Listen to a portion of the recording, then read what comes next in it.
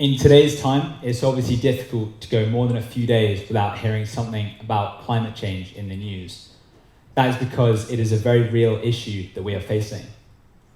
So since 1880, the average temperature of the Earth has actually been increasing by around 0.08 degrees Celsius per year. However, the rate of the temperature increase has dramatically increased to over 0.18 degrees Celsius since 1981. The main culprit for this is essentially nowadays there's a higher concentration of carbon dioxide in our atmosphere.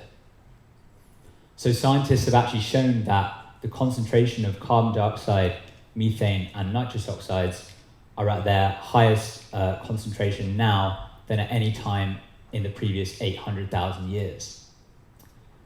So the main culprit for the increase in the carbon dioxide emissions, as I'm sure you're all aware, is really our reliance on fossil fuels. And by that, I'm referring to coal, oil, and natural gas. So when we burn these, often to create electricity, you essentially produce CO2, which is released into the atmosphere. So you might just think to yourself, well, why don't we just stop using fossil fuels? And yeah, that is a great idea. However, unfortunately, our global electricity consumption is actually increasing every year by an average of 3%. Therefore, I'm sure you can all agree with me that it's pretty obvious that we need to come up with new alternative energy sources of energy in order to replace fossil fuels so that we can continue to supply the energy for the planet whilst also minimizing the impact that we have on our planet. So one form of renewable energy that we can turn to is solar energy. The concept of solar energy is simple. Essentially, you're just taking or you're using the energy from the sun essentially to create electricity or energy. So this can happen in one of two ways. So the first is a method called concentrated solar power. The second method, and is the one that I'll be focusing more on today, is called solar photovoltaics, more commonly known as solar cells. So obviously here we can see some solar cells on a house, and the concept of solar cells is quite simple. Essentially, you have your whole module, which is made up of lots of individual cells, and the way it works is that each cell is made up of lots of different layers. And really, the layer that we care about the most is what scientists call the active layer. And the active layer is where radiation from the sun is absorbed. Once this occurs, you get charges being generated. And when we're talking about charges, here we're talking about positive and negatively charged particles. Depending on the nature of the active layer itself, these positive and negative charges will either be sort of free to move around, or they'll be bound together. So once they're generated, you need to essentially separate the charges and then extract them from the active layer. Once you've done that, you've basically, with a few more steps, got your electricity. So when we're referring to different solar technologies, essentially the name we give them is actually the material which makes up the active layer itself. And also another key concept that we'll refer to multiple times in this talk is this concept of the efficiency of a solar panel. And what we're referring to here is really the fact that it's a percentage, and it's basically just the percentage of sunlight which hits your panel and is successfully turned into electricity. So in the current time, solar panels really look a lot like this. So the market is dominated by silicon solar cells. And as the name hopefully evidently suggests, they are solar cells where the active layer is made up of a single crystal silicon wafer. So the benefit of silicon solar cells is they're pretty efficient. So to give you an idea of numbers, commercially they're around sort of 20-22%. However, the best single crystal cells in research have gone up to around 27%. So they're reasonably efficient, and also obviously as consumers, what you're interested in is the fact that they are low cost. However, silicon solar cells aren't without their issues. The main issue is that to actually make a silicon solar cell, it's a very energy intensive process. And the main issue with that is, ironically, the process to make a silicon solar cell is ironically often fueled by fossil fuels themselves. So it's not great. And the result of that is that the silicon solar cells have something that we call a long or a large energy payback time.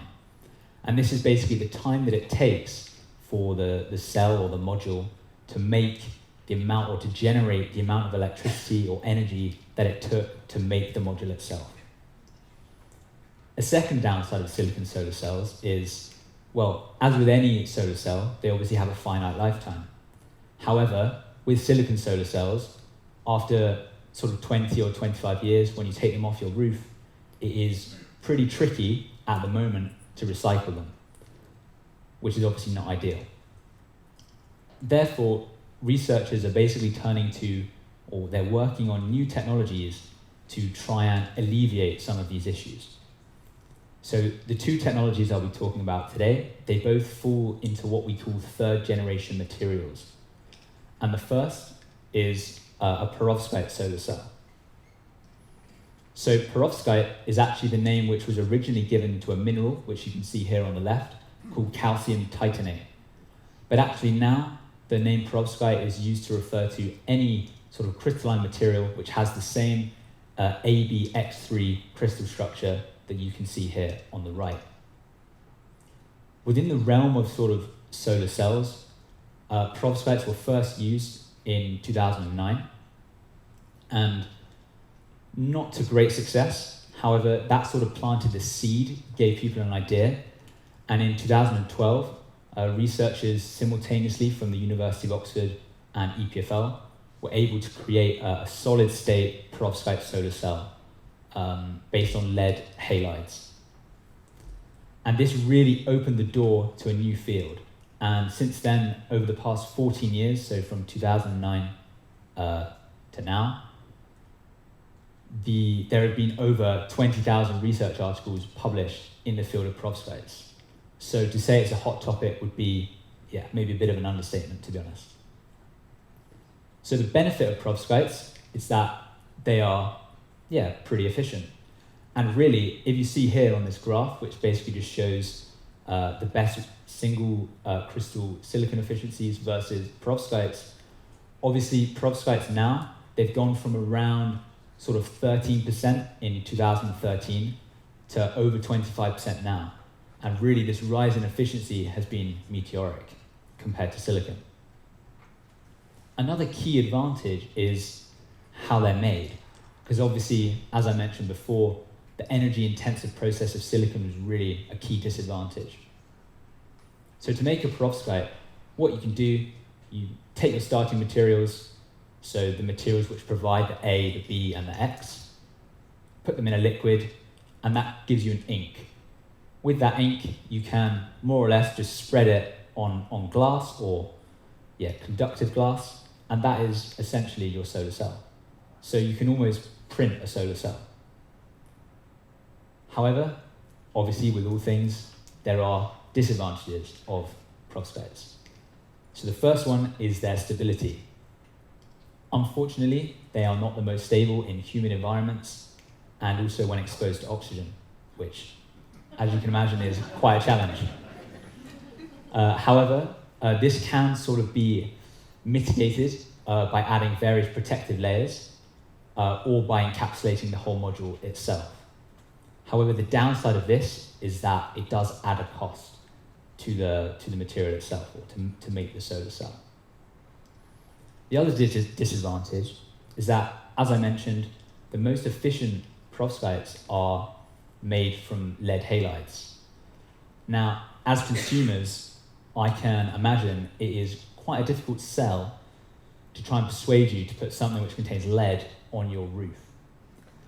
So obviously there are ways of dealing with that, again, through encapsulation of the module itself, or alternatively, you can actually get lead-free perovskites.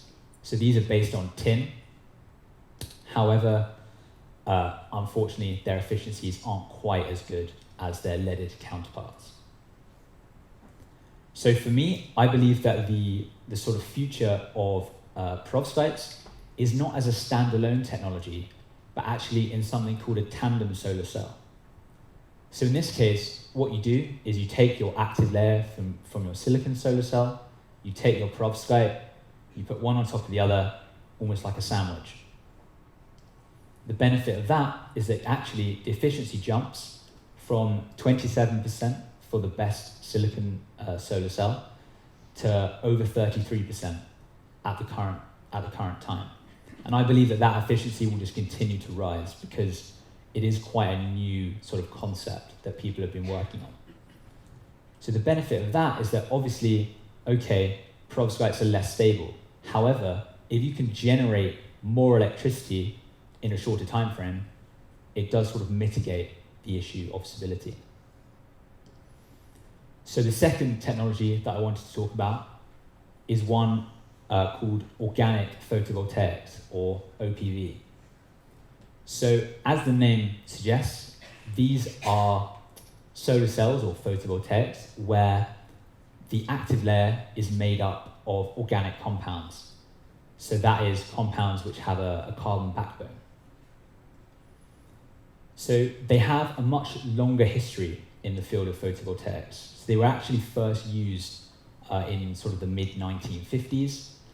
However, since then, their increase in efficiency has been much more incremental and they've made much slower progress. And this is really due to issues fundamentally with organic materials, which I won't go into today. However, despite that, their efficiencies are still around 19% for the best research devices today. So obviously, it's not all bad for organic photovoltaics. So once again, the main benefits of OPVs is that, again, you can take your organic compounds, you can put them in a liquid to create an ink, and then you can, once again, just print out your solar cell. Another key benefit of organic photovoltaics is their tunability. So what I mean by this is you can take the organic compounds, and what you can do is, well, you can take different ones, or you can functionalize, so basically just make small changes to the organic compounds, which allows you to really fine-tune the properties. The benefit of this is that with certain organic photovoltaics, it's possible to shift their absorption spectrum from the visible into the near-infrared. The benefit of that is you end up with a solar cell which is nearly transparent to our eyes. It might have a slightly red tint. However, it can still absorb an appreciable part of the solar spectrum. So one possible use, as I'm sure you can imagine, is that in the future, I envisage there being buildings with windows which are essentially solar cells. Another possible use for OPVs, again, is that you can, instead of printing out your device or printing out your solar cell onto glass, if instead you print it out onto a flexible piece of plastic, you can essentially incorporate it very easily into wearable technology. The same can be done for perovskites. However, again, not sure if people want to go around with lead bracelets on their wrists. Finally, with both organic photovoltaics and perovskites, for both of them, if you change the materials that you use ever so slightly, it is possible to actually change the color of the solar cell itself. The benefit of that is that you can use them to decorate buildings, whilst also, obviously, generating electricity.